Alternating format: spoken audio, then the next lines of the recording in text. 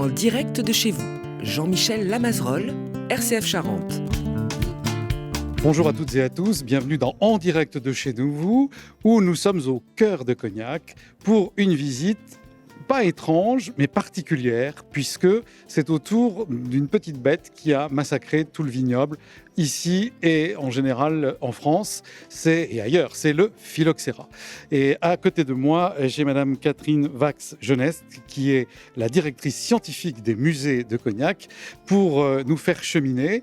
On a fait il y a quelque temps une émission de la Vigne et des Hommes à ce sujet, parce que nous sommes à Cognac dans deux endroits. Le musée d'art et d'histoire de la ville de Cognac, et là nous quittons ce musée et nous allons aller dans un autre endroit où là c'est plutôt basé sur les pratiques. Alors dans le musée que nous venons de quitter, c'est la partie phylloxéra, comment est-ce qu'il est arrivé, comment est-ce qu'on a été chercher des solutions ailleurs, jusqu'au Texas, et là où nous nous rendons en déambulant dans les rues de Cognac, grâce à des petits marqueurs sur le pavé entre les deux musées, où c'est une petite bestiole, voilà, c'est le phylloxéra qui fait quelques millimètres, donc on ne le voit pas, enfin qui est même invisible pratiquement. Eh bien, nous allons nous rendre maintenant à l'autre musée où on va voir le côté du savoir-faire et des pratiques. Alors, Catherine, on va peut-être se dire, qu'est-ce qu'on vient de voir dans le premier musée? Bonjour à vous. Oui, bonjour. Donc en fait, le premier musée, on pose vraiment les choses, on fait un état des lieux un petit peu avant la crise du phylloxéra, et puis on parle de l'arrivée de ce phylloxéra. Et là, vraiment, on va aborder maintenant la résolution de la crise, les solutions. Et c'est vrai qu'on déambule comme ça d'un musée à l'autre, d'où ce petit cheminement pour que les gens se retrouvent.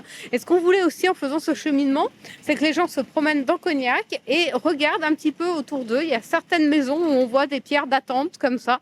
Ce sont les maisons en fait qui malheureusement n'ont jamais été finies parce que la crise est arrivée et les propriétaires n'ont pas pu finir la construction. Alors ces maisons, on en trouve aussi dans la campagne. Souvent, on voit, il manque une symétrie parfaite et on voit ces maisons phylloxéra. Ce qui n'est pas le cas à l'île de Ré. L'île de Ré, les maisons phylloxéra, ce sont les maisons où clairement il y a un étage, on va tourner par là, il y a un étage, les gens se sont enrichis parce que le phylloxéra est arrivé tardivement sur l'île de Ré et eux ont pu continuer à vendre comme ça du cognac. D'accord. Alors, on va peut-être revenir en arrière pour se dire que le phylloxéra, il a complètement ruiné, mais par palier, l'économie de toute cette région, et que à partir de là, ça a été terrible, mais on s'en est sorti grâce à la science. D'ailleurs, tout à l'heure, nous aurons Monsieur Jérôme Sourisseau, qui est le président du Grand Cognac, qui nous en parlera sans doute. Là, on passe à côté de l'église Saint-Léger. Eh bien, on s'en est sorti grâce au côté scientifique. Et aujourd'hui, il y a plein de choses qui découlent, notamment le Bureau national interprofessionnel du cognac, ou la façon de cultiver les vignes, qui est différente d'avant le phylloxéra. Alors, j'aimerais bien qu'on fasse, pendant qu'on déambule, un petit retour en arrière pour que vous nous disiez comment c'est arrivé, cette maladie, et comment est-ce qu'on a pu essayer de trouver la solution. Oui, alors au 19e siècle, peut-être arrêté, je sais pas. Au 19e siècle, en fait, il faut imaginer, on va tourner là. Alors on va tourner là, alors on a un petit bruit parce qu'évidemment les gens travaillent, voilà. Alors donc on disait, on est au 19e siècle. Oui, donc au 19e siècle, on a beaucoup de gens, de notables qui vont se lancer dans la collection, les collections botaniques, les choses comme ça. Et certains font venir des cépages américains qu'on appelle entre autres l'Isabelle. Et ces cépages américains, ça fait pas de vin, de très bon vin, il est fauxé, c'est pas très beau, mais par contre ça fait un très joli raisin de table et ça fait des jolies treilles. Si ce n'est qu'en faisant venir ces cépages américains, ils font venir le poison avec parce que le phylloxéra va venir par ces bateaux. Et ce phylloxéra, les premiers signes apparaissent à Pugeot, c'est dans le Gard, c'est près de Montpellier, où on voit des vignes qui se dessèchent. On est en 1863. Au début, personne ne se méfie. Puis quand même, en 1868, le mal s'étendant, on va demander à des professeurs de l'université de Montpellier, entre autres le professeur Planchon, de venir voir ce qui se passe. Et là, on découvre qu'il y a un petit puceron qui s'accroche sur les racines et qui suce la sève des vignes. Et c'est ça qui les fait mourir. Et 2 ans après, on crée un comité sur le phylloxéra, parce que évidemment, la crise prend de l'ampleur. Le phylloxéra arrive dans notre région en 68. Et ce comité va être chargé de trouver la solution pour éradiquer le phylloxéra. C'est une guerre de 30 ans, comme l'a dit un auteur.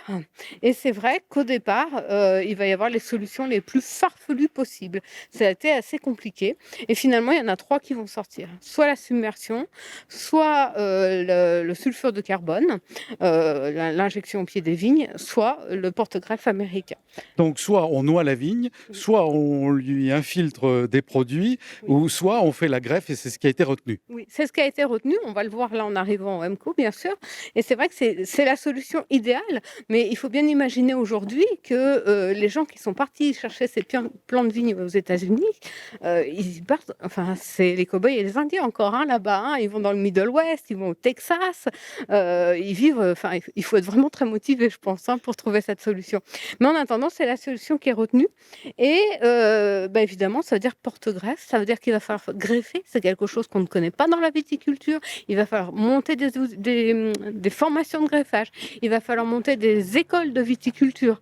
On va complètement redéfinir la façon de travailler la vigne. Et j'ai envie de dire que toute la viticulture telle qu'on la connaît aujourd'hui, elle prend naissance avec cette crise du phylloxéra.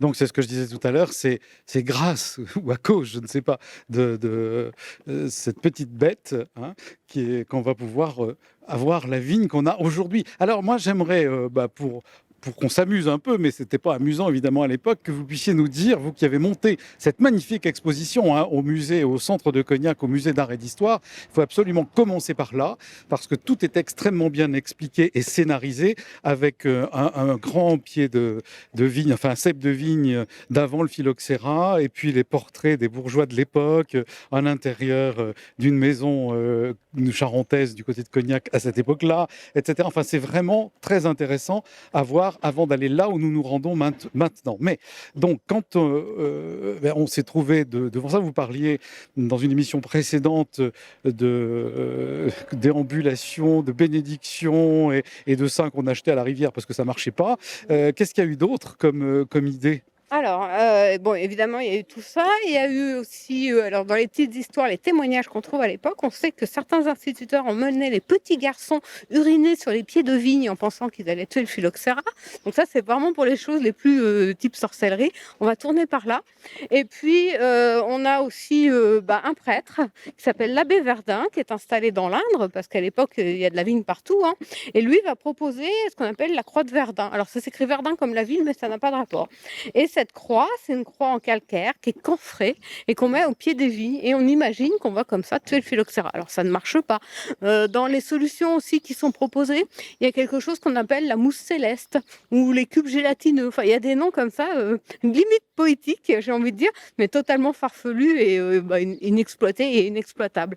Mais il y a une vraie volonté. Il faut imaginer quand même que la taille du vignoble en France était de 2 500 000 hectares, juste à la veille du phylloxéra. Donc c'était énorme.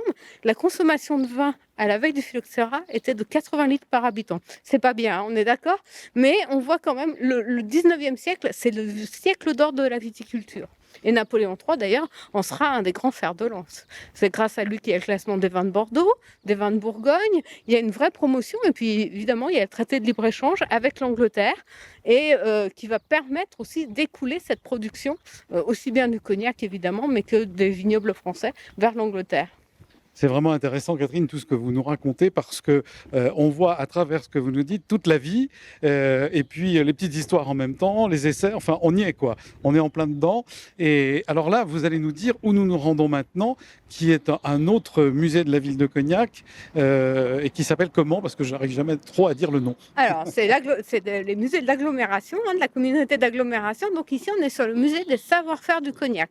En fait, au départ, il n'y avait qu'un seul musée à Cognac, qui est donc le musée d'art et d'histoire, fondé en 1892 par les négociants d'ailleurs. Ils sont souvent un peu à partir de leur collection.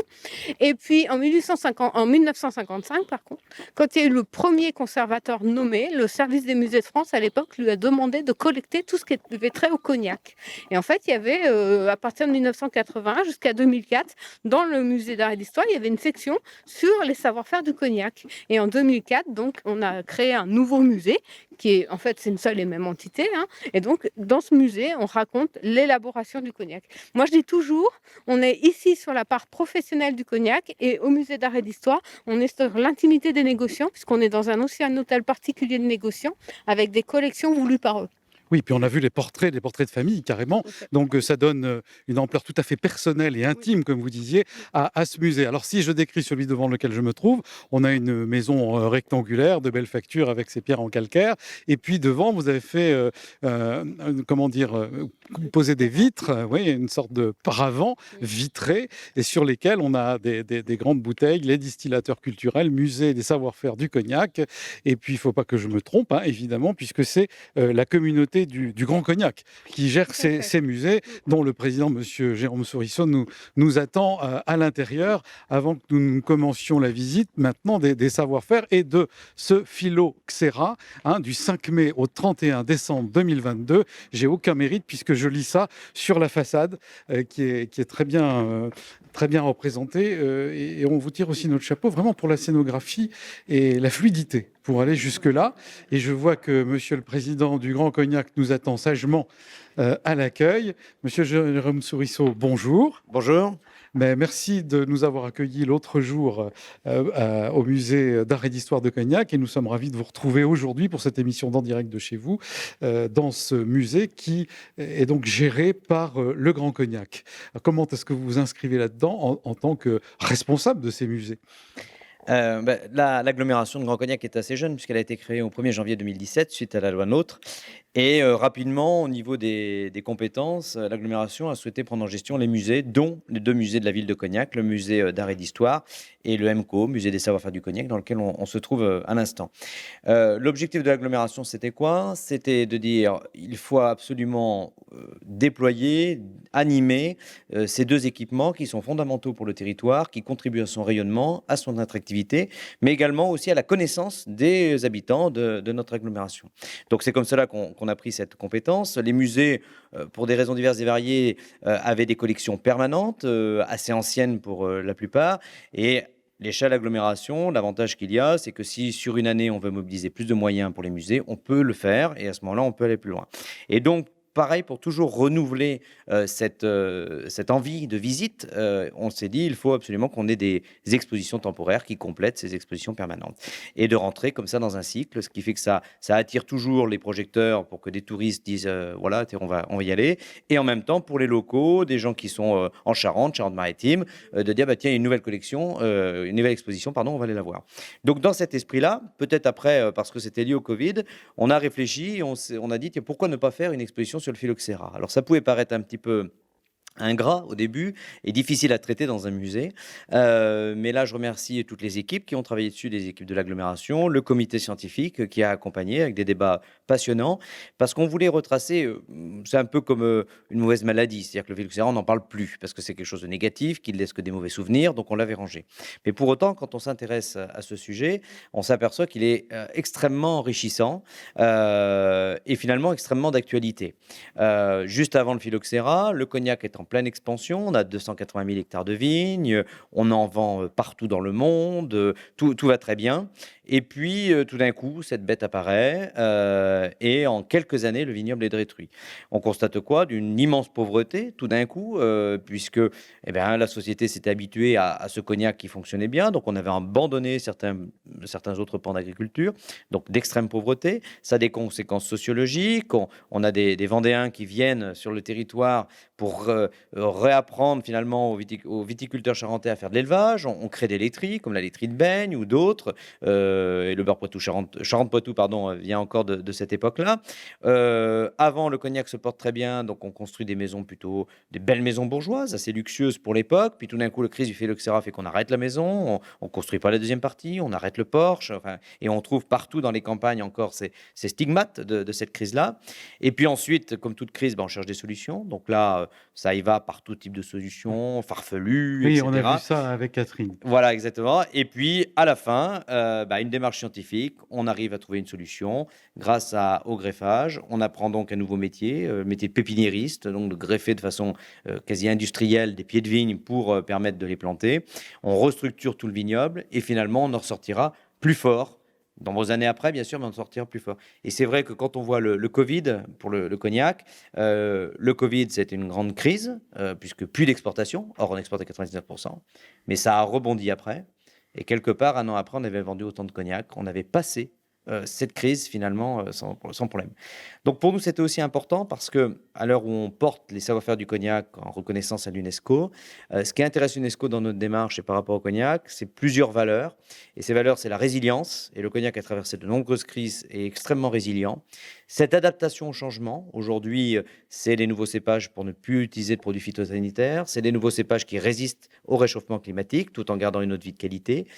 Cette capacité à travailler tous ensemble, la création d'aires d'appellation aussi, qui remonte à cette époque-là. Bref, un ensemble de choses qui serait bien difficile de résumer en quelques minutes, mais tout ça, en tout cas, pour donner envie aux auditeurs de venir voir en direct cette exposition. Bien, et puis alors moi j'y vois deux choses dans ce que vous dites, c'est l'intégration, parce qu'on dit souvent que le Cognac et la région de Cognac c'est extrêmement fermé. Il y a une mentalité particulière, sûrement issue du protestantisme. C'est vous qui nous le disiez, mais à juste titre l'autre jour avec l'ancien président du BNIC, Monsieur Ragnaud, que ça donne une mentalité un peu humble, fermée, mais où on cache, où on garde, on ne sait pas. Mais les Vendéens sont arrivés, les gens du Texas sont venus jusque-là, et puis ça a donné naissance également à une profession qui est celle de faire des greffes.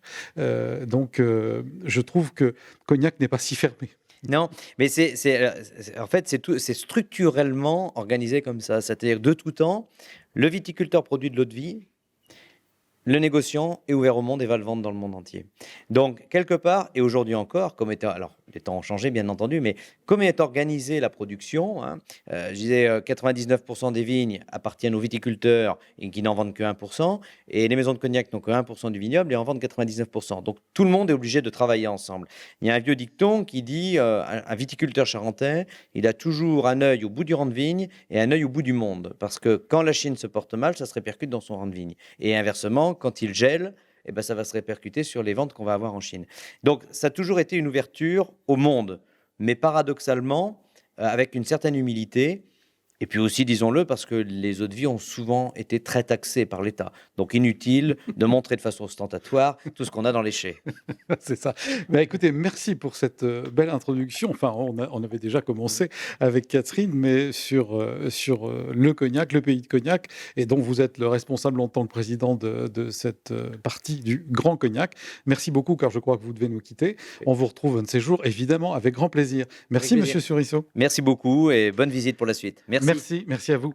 Alors, Catherine, on va continuer notre visite. Là, on est dans le magasin du musée, la boutique, on va dire, c'est plus joli que magasin, où il y a des tas de produits à manger ou à accrocher le long du mur, et on reconnaît la salamandre, etc., la ville de Cognac et tous les bons produits, jusqu'aux bandes dessinées qui nous parlent de Cognac. On a justement fait une déambulation sur les pas de François Ier il y a quelques temps, et là, il est un peu partout.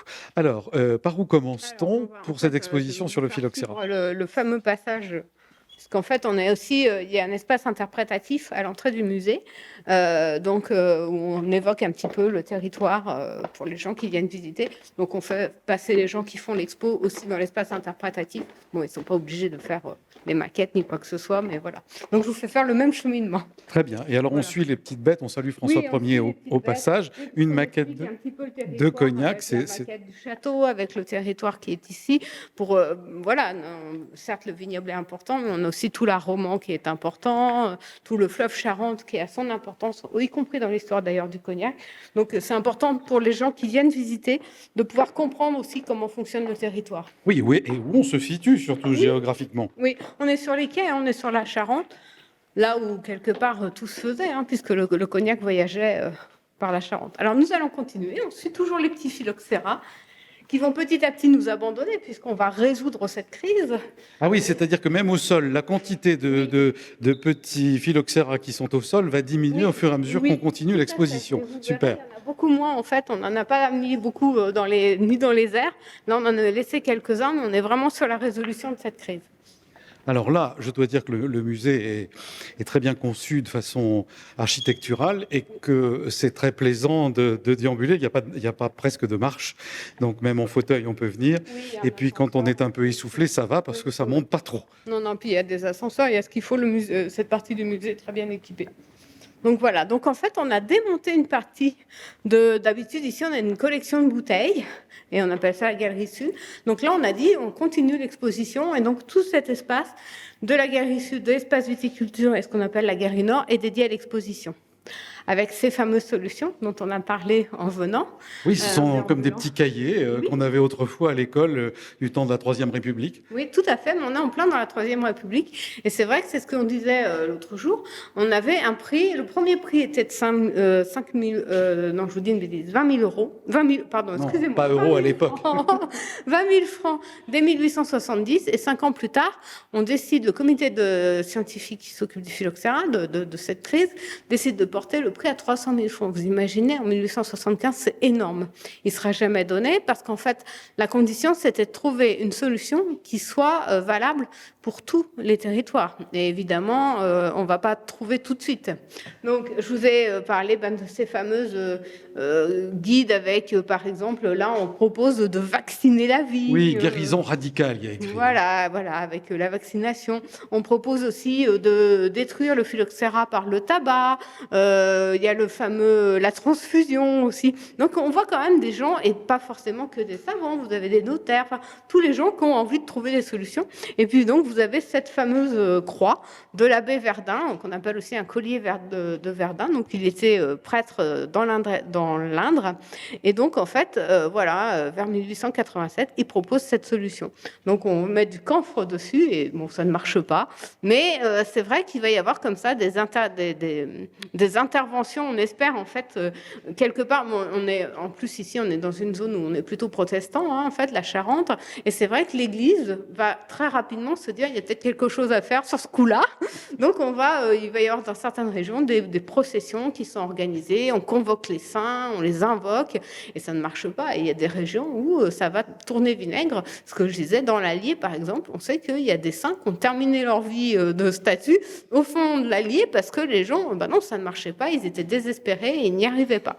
Mais quand même, une des principales solutions qui va être retenue dans les premiers temps, c'est la submersion des vignes. Alors c'est ce qu'on voit sur une grande gravure. Voilà. Quand on entre au début de l'exposition, on voit une pompe qui est en train de plonger la crépine, on va dire, dans le fleuve, et puis qui va inonder les vignes. Voilà. Et alors, c'est évidemment une pompe Dumont comme ça coûte très cher.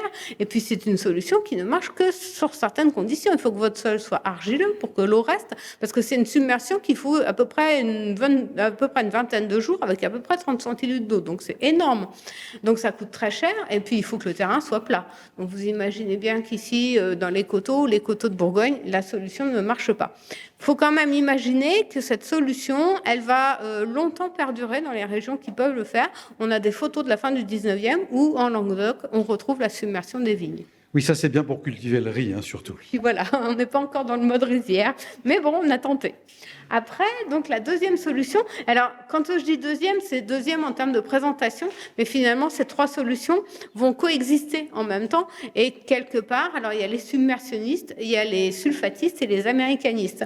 Il n'y a jamais eu de bagarre entre eux, mais globalement, on ne s'aime pas entre groupes et l'État va longtemps privilégier les sulfatistes. Alors, c'est très intéressant parce qu'on voit là un appareil qui était mis sur le dos d'un cheval ou d'un mulet et on voit, ça serait nos tracteurs avec leur système d'épandage, pour faire une image d'aujourd'hui qu'on voit très bien ici sur la gravure où il actionne sans doute, je ne sais pas, une pompe et il déambule avec son cheval dans les vignes tout en sulfatant. Ouais. Et puis alors, il y a une solution qui va être inventée par Gastine et améliorée par Monsieur Vermorel, qui est de Villefranche-sur-Saône, qui est ce fameux pal injecteur fleur qui ressemble à une grosse seringue en fait, et on injecte sur les racines en fait du sulfure de carbone. Alors c'est hyper chimique, enfin c'est une catastrophe le sulfure de carbone, mais c'est une solution qui va rester très longtemps, qui va perdurer dans les vignobles, les grands crus où on n'a pas envie justement de changer et de mettre les porte-greffes. Donc c'est quelque chose d'assez important.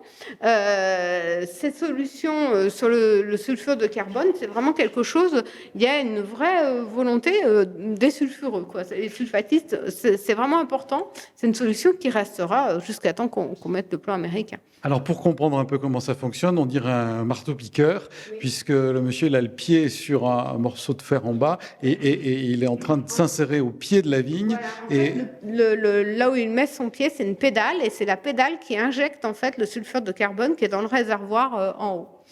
Et bon, c'est une solution parce que le phylloxéra, alors on l'a évoqué rapidement, le phylloxéra a un cycle assez compliqué parce qu'il peut être à la fois ailé, donc gallicole, il vit sur les feuilles. Là, il n'est pas très dangereux. D'ailleurs, c'est sous cette forme-là qu'il se développe le plus aux États-Unis. Et il peut être radicicole. Et c'est quand il est radicicole qu'il est dangereux parce qu'il a un rostre, il se pique dans la racine et il pompe la sève.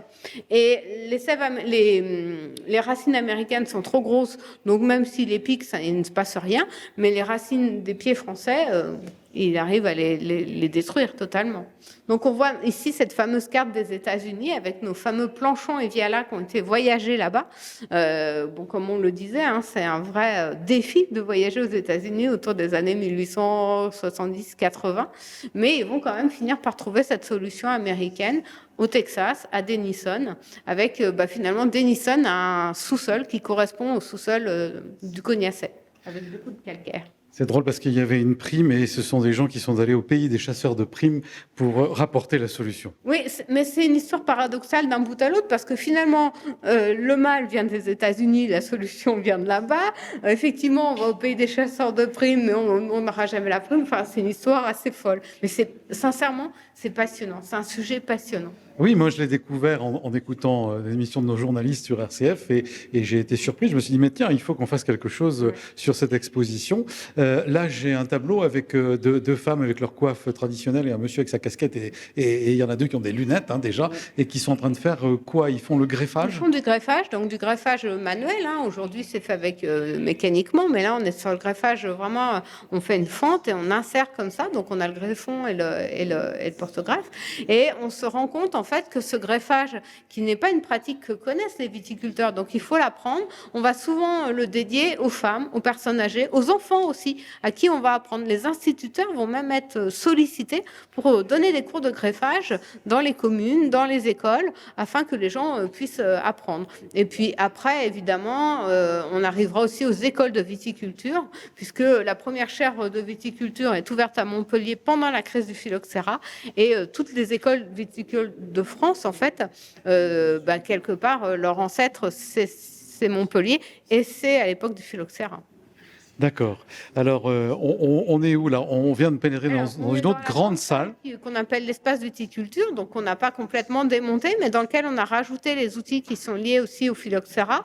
On a sorti et emprunté chez beaucoup de viticulteurs, ça a été facile à trouver, toutes sortes de machines à greffer qui sont assez extraordinaires parce qu'évidemment, ça va s'améliorer entre la greffe manuelle avec simplement les petits couteaux greffoirs. Et puis après, il y a des machines comme ça qui vont, on va installer le porte-greffe, ça va faire la partie pour greffer et on va installer. Donc ces machines vont se perfectionner jusqu'à celle qu'on appelle aujourd'hui la machine Oméga qui fait une greffe en forme de la lettre Oméga, la lettre greffe. Oui, d'accord. D'accord. Alors ici, on a des couteaux effectivement avec un bord retourné. On dirait des mini faucilles pour ceux qui connaissent. Et puis en bas, des sortes de rabots de menuisier dans lesquels on doit... Enfin, ça ressemble à ça en tout cas. Oui, ça ressemble à des rabots, mais ça n'en est pas. On insère en fait vraiment la vigne dans les coches comme ça et ça fait la découpe en fait et après vous n'avez plus qu'à mettre votre porte-greffe. Mais c'est vrai qu'on voit en fait que les industriels et tout le monde a rivalisé d'inventions pour trouver des solutions autour de ce greffage. Et alors avec des petites affiches, greffoir et serpette qu'une des Chaunes, je ne sais pas, Oui. dépôt à Montpellier. Oui, oui, bah oui, voilà, on retrouve souvent Montpellier. C'est vrai qu'une de nos contraintes et de nos difficultés dans cette exposition, c'est ce que je vous disais, hein, c'était de trouver les objets. Alors bon, les objets, on a fini par les trouver, mais beaucoup finalement d'illustrations étaient dans les livres. Donc on a fait un gros travail de numérisation et de reproduction parce que bon voilà, les affiches ont souvent disparu, elles n'étaient pas forcément. C'est ce que je disais, hein, on va tous jeter nos masques quand la pandémie va être terminée complètement. Bon, bah, j'imagine que nos ancêtres ont fait la même chose. Alors j'ai devant moi cette fois l'objet qu'on avait en photo tout à l'heure, c'est-à-dire ce que je disais que c'était un marteau-piqueur où on insérait de la chimie au pied de la vigne. En fait, il faut voir qu'il y a deux poignées, qu'au milieu il y a une espèce de bonbonne qui ressemble à une de nos bouteilles d'eau d'1,5 litre, hein, et puis en bas une tige plus fine qui permet avec une pédale donc d'insérer et d'injecter sur le pied de la vigne. Ok. Alors après, qu'est-ce que nous avons de l'autre Alors, côté? vous avez aussi évidemment ce qu'on appelle des tenailles d'arrachage parce que évidemment ces vignes, il a fallu les arracher. Ah oui, c'est intéressant. Alors qu'est-ce qu'on a fait? La vigne à l'Alphyloxera. Alors, la vigne, elle phylloxéra, donc on sait qu'il va falloir mettre des porte-greffes. Certains vont laisser mourir et replanter au fur et à mesure. Certains vont être beaucoup plus drastiques et tout arracher très rapidement. Donc, il était important, on a laissé aussi les outils de viticulteurs habituels, mais il était important qu'on puisse montrer comme ça les tenailles arrache-vigne. On en a ici, on en a une là-bas, pour montrer aussi tout ce travail qui a été, pour certains, un véritable crève-cœur, quoi. Oui, ce sont des grosses tenailles, hein, de très très grosses tenailles pour arracher la vigne, parce qu'évidemment les cèpes sont quand même importants, sûrement. Et voilà, on s'imagine pas, sans doute, comme vous disiez, le crève-cœur, ça a été pour les viticulteurs d'arracher leur vigne. Savez-vous ce qu'ils sont devenus une fois qu'ils ont eu arraché? Qu'est-ce qui s'est passé pour eux? Alors là, on a appris par Monsieur Sourisseau qu'il y avait des Vendéens qui étaient venus leur apprendre à faire de l'élevage et donc du beurre, etc. Mais concrètement, dans les documents, j'allais dire, que vous avez pu avoir, comment est-ce qu'on en parle dans les journaux de l'époque? Comment est-ce que des revues ou des livres sortent à ce sujet? On a été très étonnés. On a parcouru de nombreux journaux à la bibliothèque de Cognac, qui a un joli fond.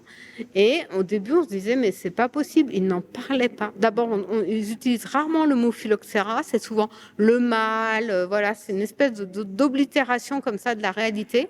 Et souvent, on a l'impression qu'on minimise les choses. C'est très, très étrange à lire, en tout cas. Mais globalement, on sait qu'une partie de la population de viticulteurs, il y en a beaucoup qui ont émigré en Algérie, puisque c'est un département algérien. D'ailleurs, l'Algérie va devenir un des premiers départements viticoles de France à l'époque. Bon, ils amèneront aussi le phylloxéra, donc ils ne seront pas forcément très bien vus, mais bon, ils immigrent. Donc les Vendéens arrivent, il y a des terres qui deviendront des terres d'élevage et qui ne changeront jamais, donc toutes les terres de Niort, les Deux-Sèvres, tout ça jusqu'à Surgères. Et puis certains viticulteurs vont se battre, bon, ce qui, on va dire, a aplani un petit peu la crise. On sait que c'est les stocks qui ont été importants quand même, mais bon, il y a des gens quand même comme James Hensey qui lui a très rapidement senti qu'effectivement c'était la solution américaine la bonne et qui va développer une politique bienveillante en fait, puisqu'il va payer la replantation de tout le vignoble du côté de Segonzac.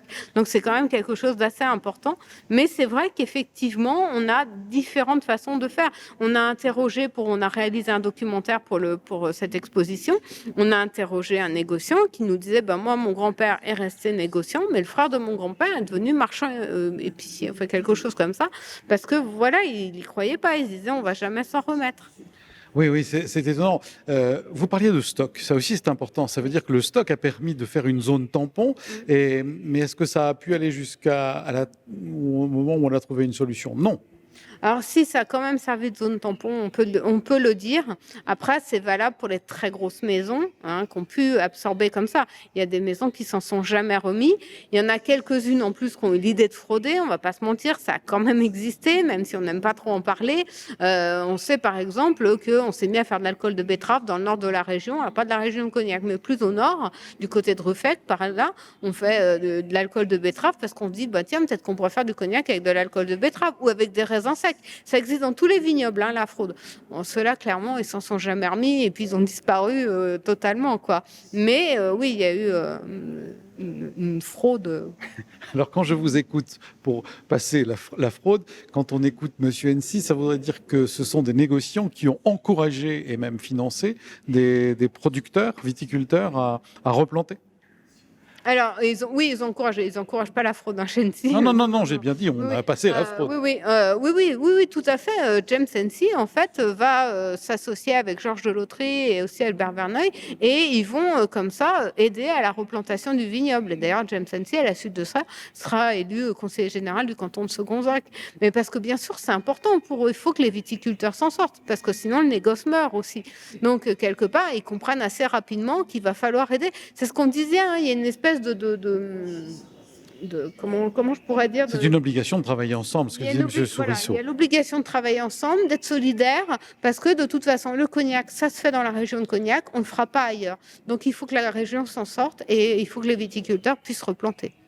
Bien, alors là, du coup, on va continuer, mais là, on est plus dans le travail de la vigne. Oui. Je n'ai plus de petits phylloxéra au sol. On avait réglé la solution. En fait, on a parlé des porte-greffes américains. Et en fait, là, on évoque, alors le pressoir, lui, est dans le parcours permanent, mais on évoque un petit peu tous ces ouvrages, puisque, comme on le disait au début, on est sur une transmission empirique. Et c'est vrai que de toute façon, il n'y a pas d'école de viticulture. Alors qu'à partir de la crise du phylloxéra, on voit des ouvrages, des guides qui sont écrits. Il y a l'ouvrage de Gustave Fouex, qui est un professeur de Montpellier, qui est la Bible du viticulteur à l'époque, mais on a aussi des petits ouvrages comme celui qui est ici, l'ouvrage de Guiron, qui est édité par la station viticole de Cognac et qui est un manuel élémentaire de viticulture. C'est pour les instituteurs de la Charente et l'idée, c'est évidemment de faire apprendre aux enfants et aux enfants de viticulteurs de savoir greffer. Et puis, on a aussi cette nouvelle population, cette nouvelle profession qui apparaît, qui sont les pépiniéristes viticoles. Et ça, c'est quelque chose qui n'existait pas avant, parce que finalement, le viticulteur était son propre pépiniériste. Il bouturait, il marcottait, il refaisait ses pieds lui-même, il faisait ses petites sélections. Là, on a des vrais pépiniéristes qui vont apparaître, qui existent encore aujourd'hui, et c'est eux qui fournissent les plants américains. Alors c'est ce que vous disiez, hein, la viticulture d'aujourd'hui dépend en grande partie du phylloxéra pour sa réorganisation, tant dans les plantations, comme vous le disiez, des bouturages, et puis la création du BNIC, la station scientifique viticole du BNIC. C'est-à-dire qu'aujourd'hui, comme le disait le président Sourisseau, on travaille de façon scientifique pour réduire les intrants, comme on dit joliment, toute la chimie dont on nous accuse de polluer la région. Où est-ce qu'on va aller maintenant? On va continuer par ici. On va évidemment conclure parce qu'à un moment, on est quand même sorti de la crise, même s'il ne faut jamais oublier que le phylloxéra est toujours présent. Il est endémique, mais effectivement, comme il ne trouve plus de racines qui peut sucer jusqu'à la moelle, il n'a plus d'action. Donc, on a fait un petit spot, en fait, sur cette fameuse production de lait qui est si importante parce que toutes les régions, beaucoup de régions, en fait, se sont recyclées. Personnellement, moi, je suis orléanaise. À Orléans, on s'est mis à faire du maraîchage, de l'horticulture, des choses comme ça. Mais voilà, c'est pas devenu quelque chose d'important. Alors qu'ici, on est vraiment avec cette production laitière qui va donner naissance à un nouveau savoir-faire et une nouvelle marque qui est le beurre du Poitou-Charentes. Donc, c'est vraiment quelque chose de très, très important. Et évidemment, avec cette fameuse arrivée des Vendéens.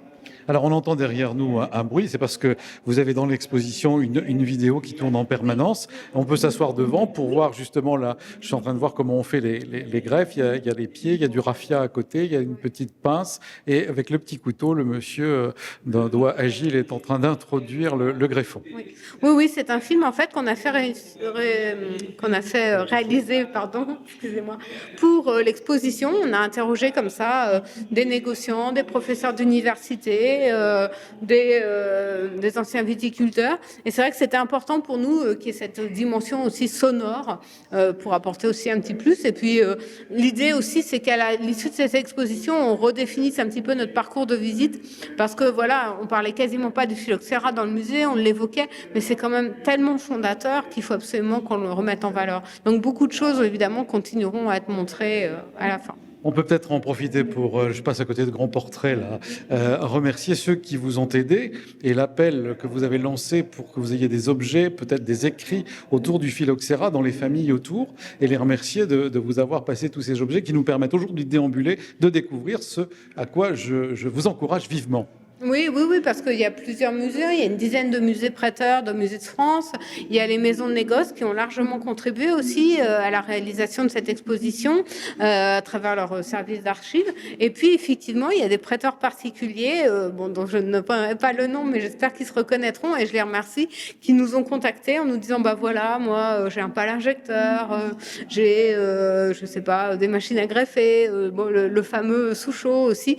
Et c'est vrai que ça, c'était une dimension qui pour nous était importante parce qu'on avait aussi envie que les gens du Cognaçais se remparent des musées. Et ça, pour nous, c'est quelque chose d'important.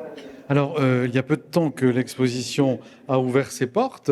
Est-ce que vous sentez, alors sans doute peut-être y a-t-il les enfants des écoles, etc., qui ont reçu une communication particulière, mais est-ce que vous sentez déjà, pas un engouement, mais des réactions par rapport à cette maladie, à ce que les gens auront découvert et qu'ils n'imaginaient pas en venant un jour ici visiter ces deux musées? Alors, c'était très amusant. D'abord, le soir de l'inauguration, les gens étaient ravis, on ne peut pas dire autre chose, étaient ravis et tout le monde nous disait, on se demandait comment vous alliez faire pour faire une exposition sur le phylloxéra. C'était un peu la question. Et pourtant, il y avait le groupe recherche, les gens étaient avec nous, on en parlait, mais personne ne voyait. Et en fait, là, hier, j'avais un monsieur à qui j'ai fait la visite, pareil. Et le monsieur me disait, mais je connais bien le sujet, jamais j'imaginais qu'on pouvait monter une exposition comme ça. Alors, bon, j'étais un petit peu fière, évidemment, ça fait toujours plaisir. Mais voilà, et oui, c'est très, très bien reçu. Après, peut-être il faut faire l'effort de venir parce que voilà, le phylloxéra, bon, c'est un sujet un petit peu particulier, mais les gens, quand ils viennent, ils adorent, ils aiment beaucoup la scénographie qui effectivement est originale, qui apporte de la dimension, du volume à l'exposition.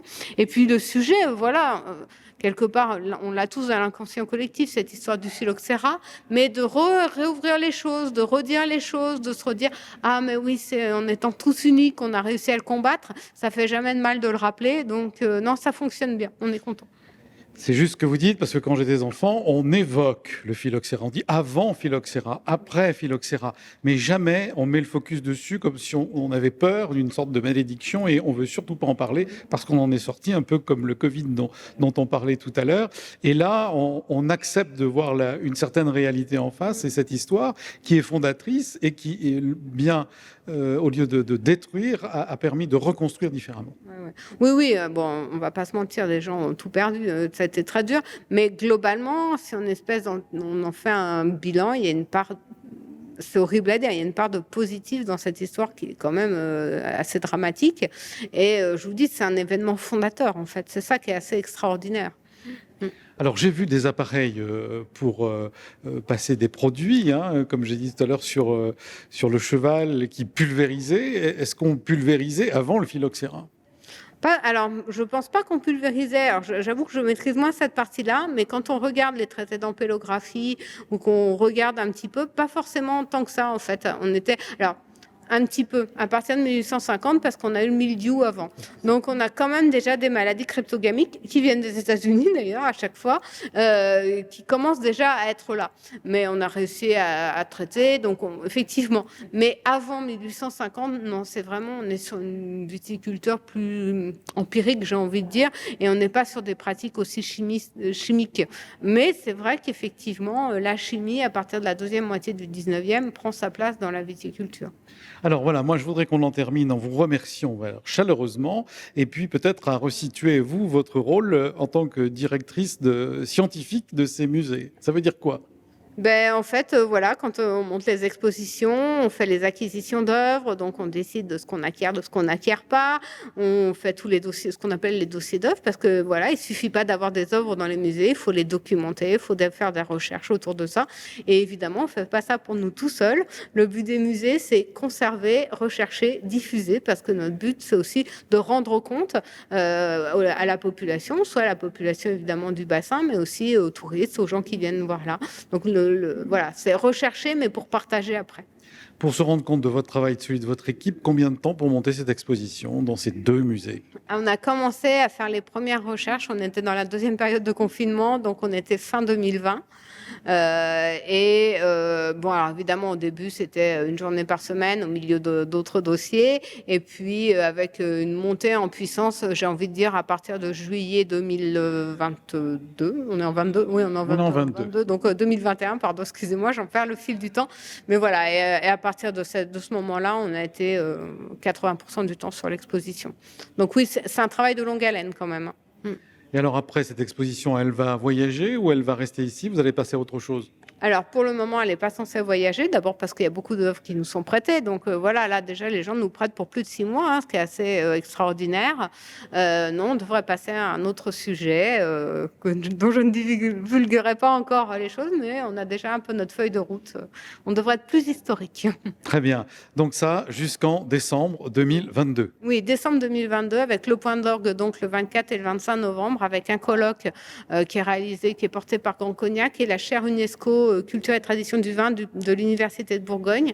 Donc, on est en train d'y travailler et moi, je sais déjà les intervenants qui vont venir et les interventions. Je crois que ce sera passionnant. Merci Catherine Vax-Geneste pour votre accueil et puis votre sourire, votre savoir et cette belle déambulation dans ces deux musées si particuliers, l'un plus traditionnel avec la maison classique et puis ici autrement architecturé que je vous le disais tout à l'heure. Je vous remercie de nous avoir suivis En direct de chez vous et je vous dis à la semaine prochaine pour une autre émission.